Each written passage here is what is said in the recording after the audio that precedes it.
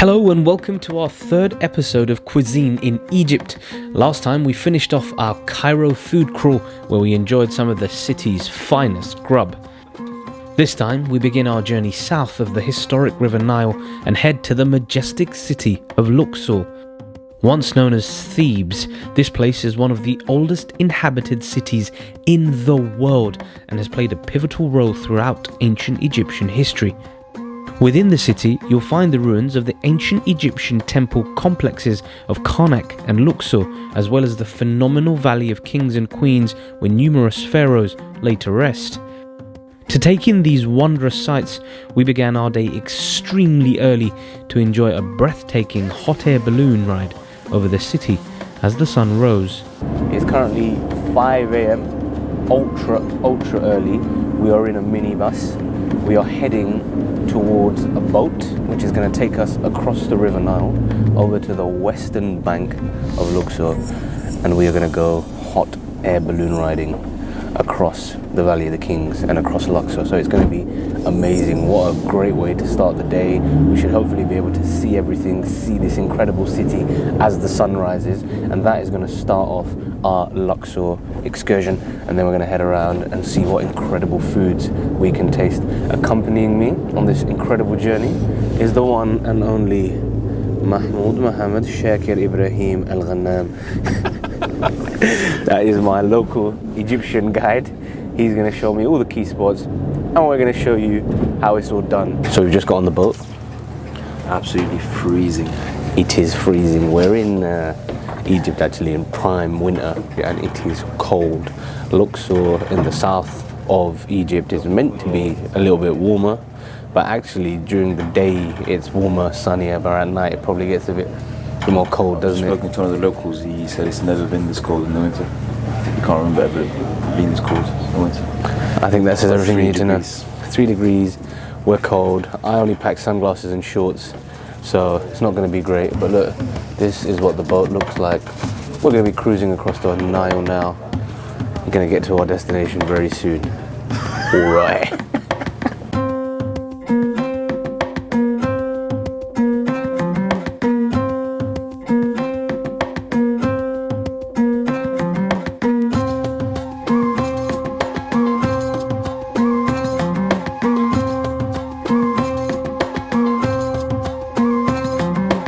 So we've arrived to the location where we're going to take off on this hot air balloon. They're just pumping it up, filling it with air, as you can see. Tour guide's got people doing an absolute madness here, don't ask me what, but it's hilarious.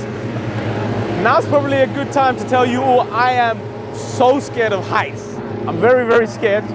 I'm the guy who avoids roller coasters and rides at all costs. Very excited. There's a man right here, look. He's going to be looking after us today. How are you, man? You good? Yeah. I'm not going to die today, yeah? Yes, thank you. Inshallah. I said I'm not going to die. He thanked me. So hopefully that's a great sign. We're told that this balloon was actually manufactured, created in Bristol in England. So there is British engineering excellency at its finest. If we do die, we blame the Brits.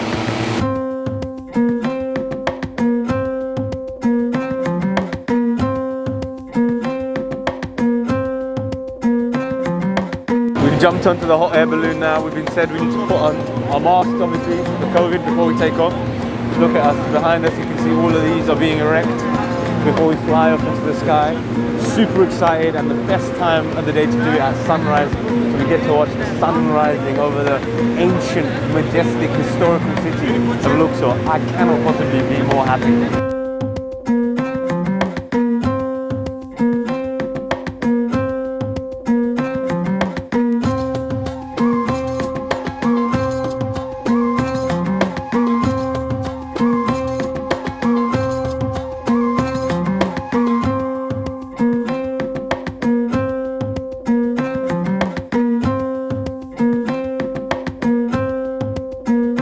That's it. We're now 1,000 feet in the sky overlooking the historical city of Luxor. It is incredible. Ancient Valley of the Kings on that side. This is honestly such an incredible experience.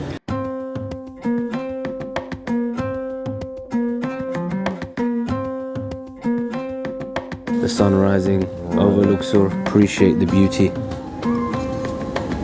The world's natural beauty. Look at that. And our battery is about to die. So on that note, I bid you farewell for now. Our early morning escapade had us feeling absolutely famished, and so it was time for breakfast. We had the honour of visiting the Luxor locals' favourite. This establishment is so low-key and tight-knit to the community that it is known only by the owner's name, Uncle Ibrahim's place. Right guys, we've just finished our hot air balloon ride. What an experience, incredible. A short drive away from where we landed, we've been brought to a really traditional, authentic Egyptian restaurant for breakfast.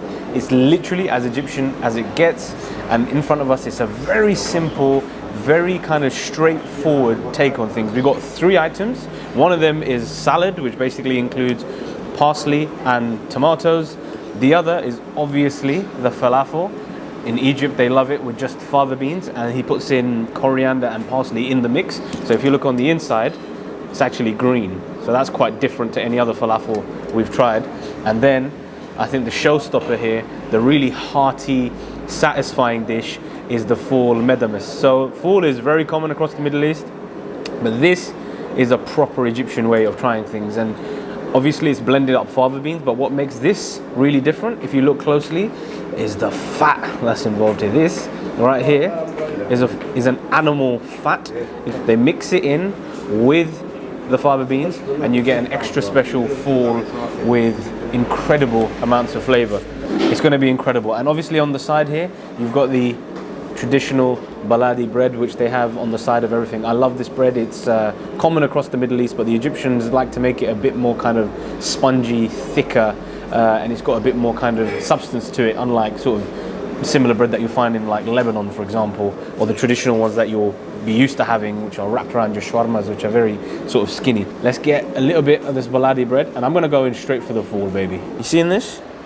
It's incredible. It's literally all vegetarian, but if there's anything that's going to be the meat thing here, the meaty kind of substitute, it's the fool. It's so dense.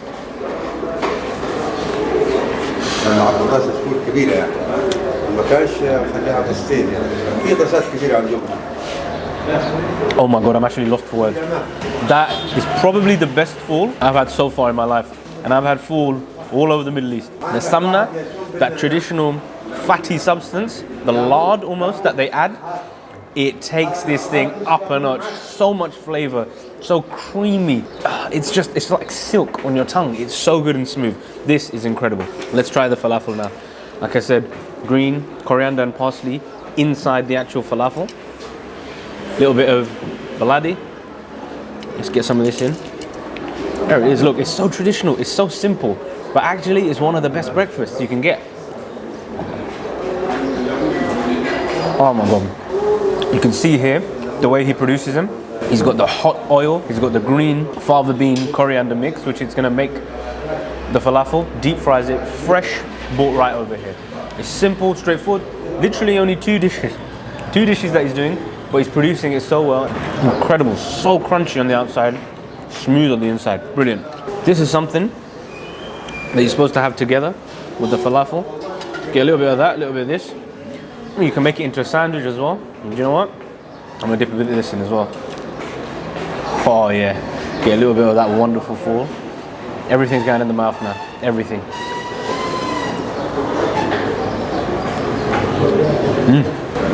Quite literally, I've bitten off more than I can chew.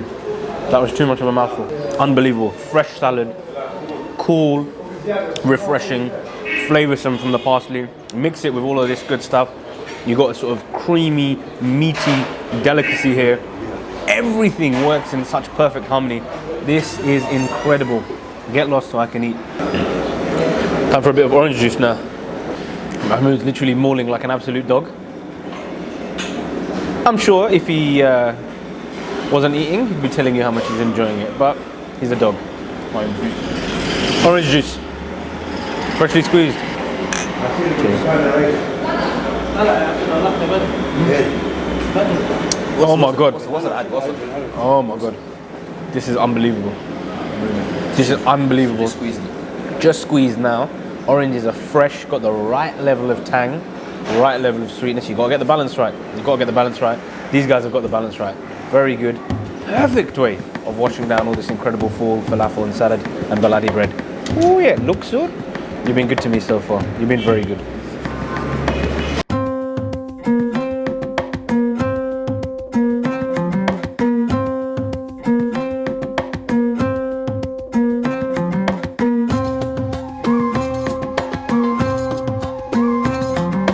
To wash down this tasty treat provided to us by Uncle Ibrahim, we'd need some traditional Egyptian drinks. So, we made our way across town to the renowned Kingdom of Herbs shop for a taste of Egypt in the form of 2 drinks. Up first was the freshly made doom drink, extracted from the doom palm tree. The pulp from the fruit is dried and roasted with sugar into a cold summer drink. They say the drink helps to regulate blood pressure and helps to treat urinary tract infections and prostate inflammation. The doom palm is integral to Egyptian history and was considered sacred by the pharaohs. In fact, 8 baskets of 3,000-year-old doom fruit were found in King Tutankhamun's tomb in Luxor back in 2007. We've come to this Nubian spice house to try a couple of very popular drinks that they love in Upper Egypt. So that's basically southern Egypt. That includes Aswan, Luxor, those kinds of places. So the first thing we're going to try is actually something called doom. And this is what it looks like in its original form. To be fair, you can eat this in its raw form like this. It's quite dry, lacking in moisture clearly. It's a bit brittle. Let's have a bite of this.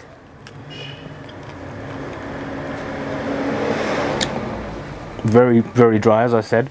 The texture is interesting. The taste is kind of like caramel in a weird way. You get like weird aftertaste of caramel, but the texture is very brittle and quite bitty. This drink is called doom. Again, very, very popular in the southern parts of Egypt. Very, very popular in Aswan and Luxor.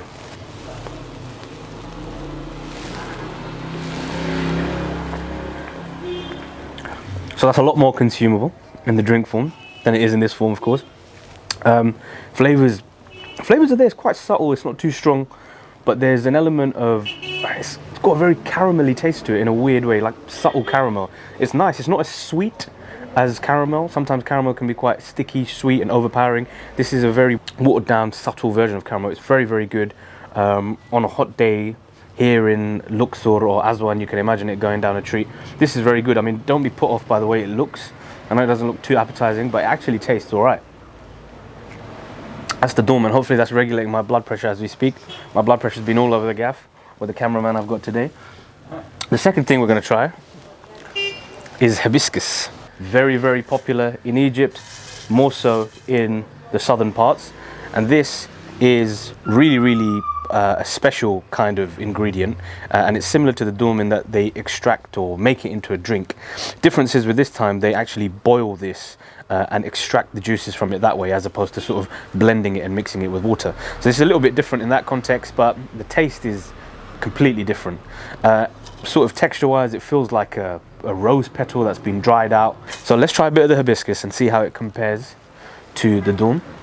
Lovely color there, dark purple with a little bit of pink froth. Looks incredible. Oh, that is delicious. Completely different to the doom in that it's not sweet. It's quite tangy, it's quite thick in texture, whereas this is, you know, subtle caramelly taste. It's got a sweetness to it, and you can taste it's pretty much watered down. This very much tastes a lot more kind of concentrated. It's got a good tang to it. 2 different types of textures as well. You've got the froth, and then you've got the licorice-like liquid at the bottom. It's very, very tasty, quite refreshing actually, very cool, and again has the same health benefits. This is very popular across Egypt. They have it in a form of a tea. In this case, it's a drink. I'm going to take some of this back with me. This is incredible. And that concludes our brief adventure in Luxor. Join us next time where we begin our adventures further south into Aswan. We'll be dining with the Nubians, stimulating ourselves with special coffee, and trying our luck at some fermented fish.